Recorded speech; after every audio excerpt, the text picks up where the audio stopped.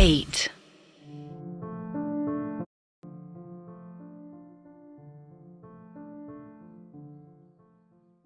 सुबह के 8 बज रहे थे।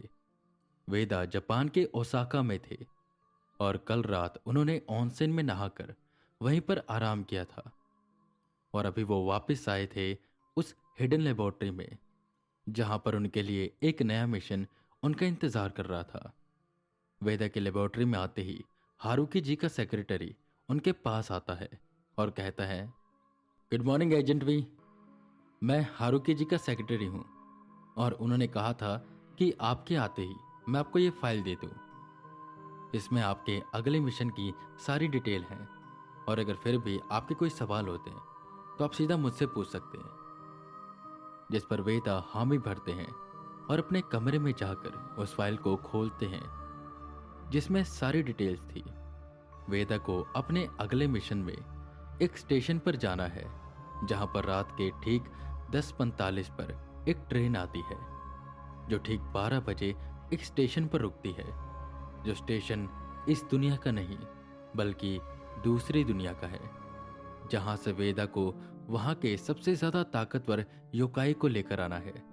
उस योकाई को पकड़ने का मकसद ये है कि वो ऐसे क्रिएचर का पता बता सकता है जो बहुत ताकतवर हो और वो इतना ताकतवर भी हो सकता है कि ब्लैक सोल्जर यानी अक्सराज को भी हरा दे। और वेदा को जिस स्टेशन पर जाना है वो एक कार उन्हें वहां तक पहुंचाएगी और फिर उन्हें वहां से ट्रेन मिलेगी जो उन्हें उस डिमोनिक स्टेशन पर लेकर जाएगी। वेदा ये सब समझ गए पर उनके मन में थोड़े सवाल थे जिसके लिए वो उसी सेक्रेटरी के पास जाते हैं और उससे पूछते हैं, मैं सब कुछ समझ गया हूं, बस मैं ये चाहता हूं कि अगर आपको उस जगह के बारे में कुछ और भी पता है तो मुझे बता दीजिए ताकि मेरी थोड़ी और मदद हो सके। जिस पर वो सेक्रेटरी उन्हें अपने साथ चलने को कहता है और उन्हें उस बड़ी स्क्रीन के सामने लेकर जाता है जहां पर जापान का नक्शा बना हुआ था। वो नक्शे में एक जगह की ओर इशारा करते हुए कहता है, ये देखिए, इस जगह की एक प्रसिद्ध कहानी है जिसे पहले सब फिक्शन और अफवाह कहते थे। फिर हमने खुद से अपने योकाई से पूछा तो हमें यह लोकेशन का सच पता चला। वेदा ने बीच में ही बात काटी, क्या थी वो अफवाह? वो सेक्रेटरी वेदा को एक कहानी सुनाना शुरू करता है। बहुत सालों पहले की बात है। एक ऑफिस वर्कर रोज 10:45 को वहां से एक ट्रेन पकड़ता था। उसका स्टेशन 11:30 बजे तक आ जाता था, पर एक दिन वो काफी थका हुआ था तो सो गया और जब उठा तो 12 बज चुके थे और वो ट्रेन एक वीरान से स्टेशन पर खड़ी थी। वो जल्दी से ट्रेन से उतरा और उसके उतरते ही ट्रेन भी चली गई, पर वो जगह काफी अलग सी लग रही थी जहां पर बस आसपास पेड़ ही पेड़ थे और पहाड़ थे और दूर दूर से काफी अजीब आवाजें आ रही थी। आवाजें जैसे कोई गा रहा हो, चिल्ला रहा हो। तभी उसे ढोल नगाड़ों की आवाज सुनाई देने लगी जैसे कहीं कोई परेड हो रही हो। वो शख्स स्टेशन मास्टर को ढूंढने लगा पर वहां पर उसके अलावा और कोई इंसान नहीं था। वह बाहर निकला तो दूर से उसे काफी रोशनी आती हुई दिखाई दी, जैसे ढेर सारे लोग लालटेन लेकर ढोल नगाड़े बजाते हुए आ रहे हों। वो उसकी ओर ही बढ़ रहे थे। जब उस शख्स ने गौर से देखा तो उसे दिखाई दिया कि वो कोई इंसान नहीं बल्कि योकाई है। वो कोई परेड कर रहे थे। ये देखकर वो काफी डर गया और उसे स्टेशन पर जाकर छुप गया। पूरी रात वो छुपा रहा। सुबह 4 बजे एक ट्रेन आई जिस पर वो बैठकर वापस अपनी दुनिया में आया। उसने ये बातें सबको बताई और लोग उस रूट पर गए भी, पर वहां पर ऐसा कोई स्टेशन नहीं था। और जब हमें ये बात पता चली तो हमने अपने एक योकाई से पूछा, तब उसने बताया कि वहां पर एक पोर्टल जैसा कुछ है जिसकी वजह से हम ग्लिच भी कह सकते हैं कि ये दुनिया और वो दुनिया मिल जाती है और उसे मिलाता है एक स्टेशन जिससे हम डायरेक्ट उस दुनिया में जा सकते हैं। पर वहां पर अलग अलग तरह के योकाई पाए जाते हैं जो खतरनाक भी होते हैं और वो योकाई अलग अलग एशियन क्रिएचर्स को जानते हैं।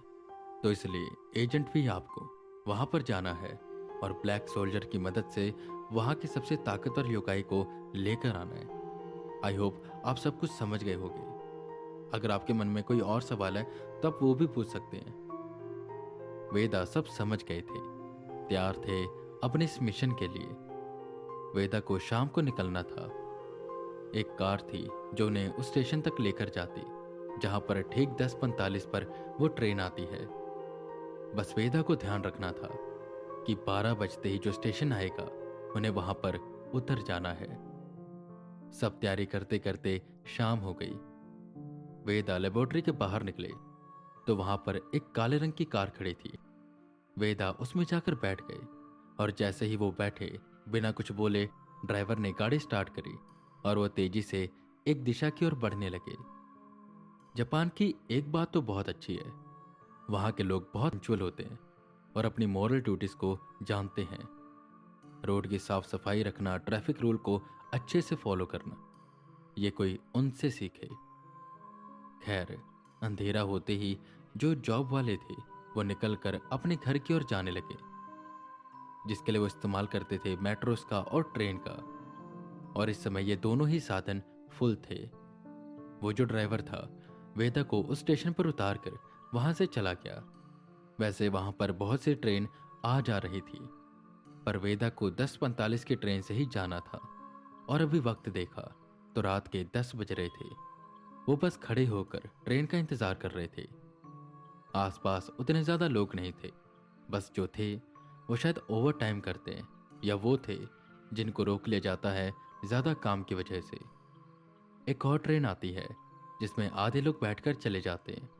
वेदा वहीं खड़े खड़े बस इंतजार कर रहे थे कि तभी 10:45 की ट्रेन का अनाउंसमेंट हुआ। वहां की ट्रेन इंडिया की ट्रेन की तरह लेट नहीं चलती। वहां पर 1 मिनट भी कोई ट्रेन देरी से नहीं आती।